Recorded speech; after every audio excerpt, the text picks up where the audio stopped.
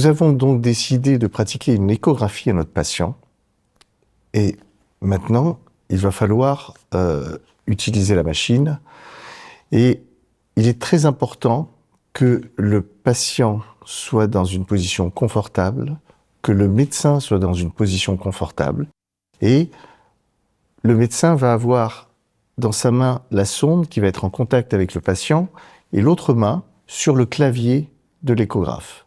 C'est en fait un balai à trois qui va nous permettre d'arriver à un diagnostic ou à une décision à prendre.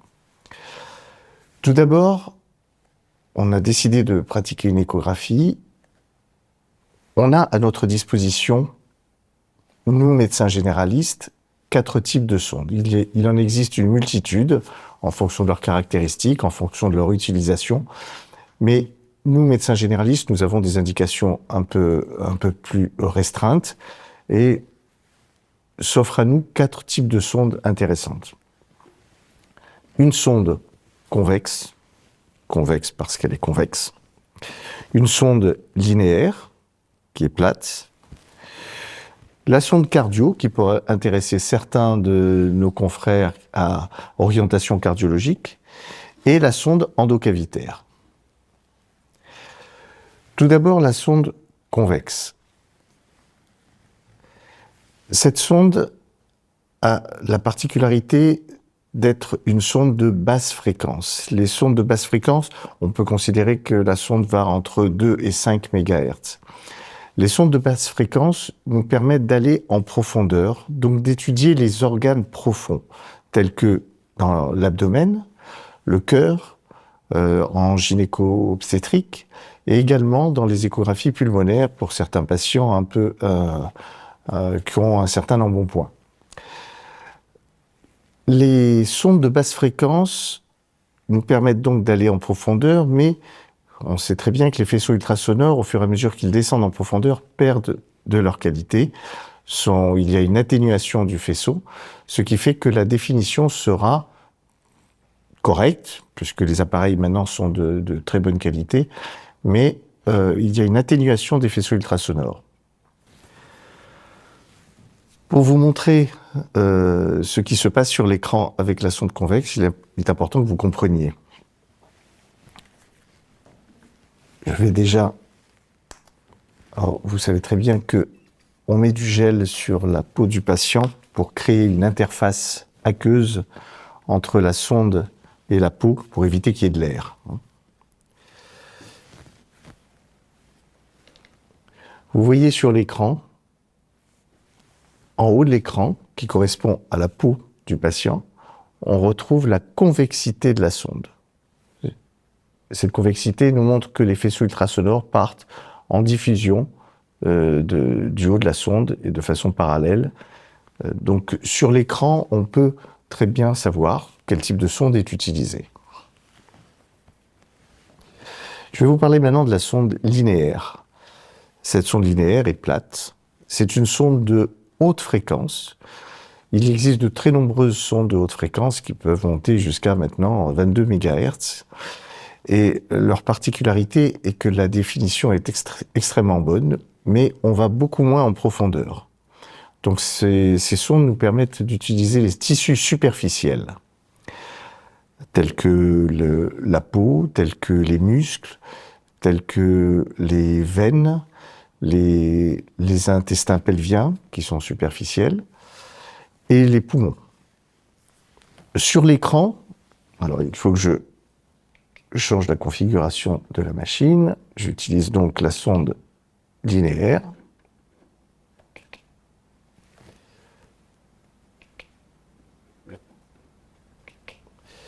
Et lorsque je place la sonde sur la peau, vous voyez que sur l'écran, la peau qui est en haut de l'écran, c'est une ligne tout à fait droite. Donc on sait que cette sonde est une sonde linéaire, donc une sonde de haute fréquence, et qu'on utilise pour les tissus superficiels. Autre sonde, la sonde à visée cardiologique. Alors vous voyez que la sonde est beaucoup plus petite. Le principe de cette sonde est que elle nous permet de passer entre les côtes pour aller explorer le cœur. Donc les faisceaux ultrasonores partent quasiment d'un seul point et diffusent, ce qui nous permet d'étudier entre les côtes et d'aller sous les côtes, par diffusion des faisceaux ultrasonores. Alors c'est une sonde de basse fréquence, comme la sonde convexe, qui nous permet d'aller en profondeur, car le cœur est un organe suffisamment gros pour pouvoir l'explorer, il faut aller en profondeur. On peut également l'utiliser pour tout ce qui est abdominal ou gynéco-obstétrique. Je vais modifier.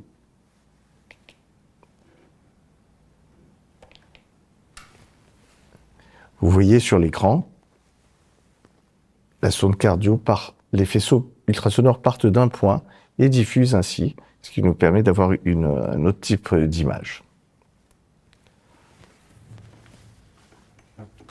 Et enfin, pour terminer, je vais vous parler de la sonde endocavitaire. Cette sonde endocavitaire est une sonde à large bande de fréquence qui peut aller de 4 à 10 MHz. Cette sonde est utilisée pour les femmes pour explorer l'appareil génital de la femme et chez l'homme pour explorer la prostate. Vous voyez que l'arrondi de la sonde, donc cette image va se retranscrire sur l'écran de l'échographe et vous voyez que les faisceaux ultrasonores partent presque à 180 degrés et étudient un large spectre sur l'écran. Cette sonde nous permet d'être au contact direct des organes tels que l'utérus, les ovaires, la prostate et nous permet d'avoir une très bonne définition des images. Un petit mot sur les sondes. Il faut savoir que les sondes d'échographe sont des instruments qui sont fragiles, donc à prendre et à manipuler avec précaution.